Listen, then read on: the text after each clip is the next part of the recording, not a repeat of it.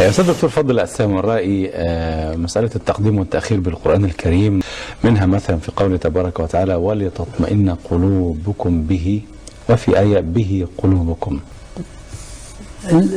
هي الآية في الأولى التي ذكرتها هي جزء من آية آل عمران، وما جعله الله إلا بشرى لكم ولتطمئن قلوبكم به وما النصر إلا من عند الله العزيز الحكيم.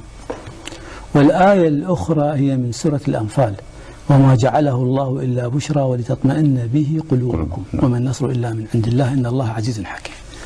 لو لاحظنا سياق الآيتين في آية آل عمران، هم طبعا الآيتين في معركة بدر الآيتين، نعم. لكن في آية آل عمران ذكر معركة بدر تمهيد لذكر موقعة أحد وما أصابهم فيها من قرح وحزن، فالمقام مقام مسح على القلوب وطمأن لها، كقوله تعالى ولا تهنوا ولا تحزنوا وأنتم الأعلون إن كنتم مؤمنين إن يمسسكم قرح فقد مس القوم قرح مثله وتلك الأيام نداولها إلى غير ذلك من آيات التصبير والمواساة. نعم. فقال حتى قال إلا ما جاء إلا بشرى لكم، يعني خصص البشرى بأنها لهم، بينما في الآية الثانية لم يقل لكم.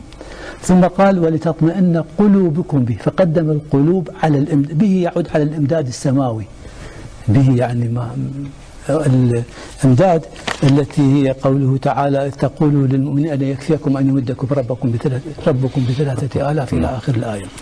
فقدم قلوبكم لأن الكلام هو مسح على القلوب وطمأنة القلوب، بينما في آية الأنفال قدم به لأن الكلام على دور الإمداد السماوي، يعني الاهتمام بالإمداد السماوي. إذ تستغيثون ربكم فاستجاب لكم أني ممدكم ب1000 وما جعله إلا بشرى إذ يوحي ربك إلى الملائكة أني معكم فثبتوا الذين، الكلام على دور الإمداد السماوي فيها، فقدم به يقصد الإمداد السماوي هذا، فقدم به. ولذلك يعني شبيه بهذه الآية، يعني حتى يكون واضح. نعم. مرة يقول وآتاني رحمة من عنده، وآتاني من عنده وآتاني منه رحمة، منه رحمة. يعني لو لاحظنا يعني الآيتين يبين السبب تقديم الرحمة وتأخيرها. لاحظ قال يا قوم أرأيتم إن كنت على بينة من ربي، سيدنا نوح. نعم. وآتاني رحمة من عنده، ماذا قدم؟ ماذا قدم؟ الرحمة على جار المجرور، قدم رحمة. وآتاني رحمة من عنده من عند الله. نعم. فعميت عليكم، ما هي؟ الرحمة. أنلزمكموها، ما هي؟ الرحمة. وأنتم لها كارهون، ما هي؟ الرحمة. زين. نأخذ آية أخرى. قال يا قوم أرأيتم إن كنت على بينة من ربي وآتاني منه، من هو؟ من الله. نعم. وآتاني منه رحمة، إذن رحمة مؤخرة، المتقدم منه. نعم. فمن ينصرني من الله إن عصيته. الله. فما تزيد. لاحظ لما قدم الرحمة كان الكلام على الرحمة. سليم. يعني فعميت عليكم أنلزمكم وأنتم لها كارهون. لما قال منه رحمة قال فمن ينصرني من الله إن عصيته فما تزيدونني غير تخسير. نعم. فهذا التقديم والتأخير عجيب في القرآن، يعني عجيب جدا، يفرد له حلقة، يحتاج إلى حلقة. يعني نعم. لهم ما يشاءون فيها في الجنة، لهم فيها ما يشاءون. كل نظير هذا الكلام، نظير هذا الشيء، نظير هذا يعني لا يظنن الجاهل أن هذا من المصادفة. لا مطلقا، هذا خط عام في القرآن الكريم.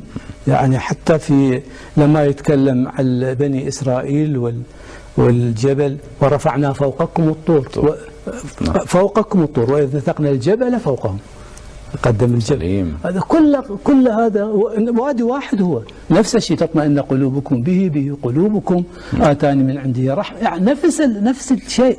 التقديم هنا للاهتمام مثلا، الاهتمام، لكن لا ينبغي أن يكتفى بالاهتمام، وإنما ينبغي أن يوضح موطن الاهتمام بحيث يعني يعلم السامع أنه لو أبدل لا يصح، هو خلاف البلاغة.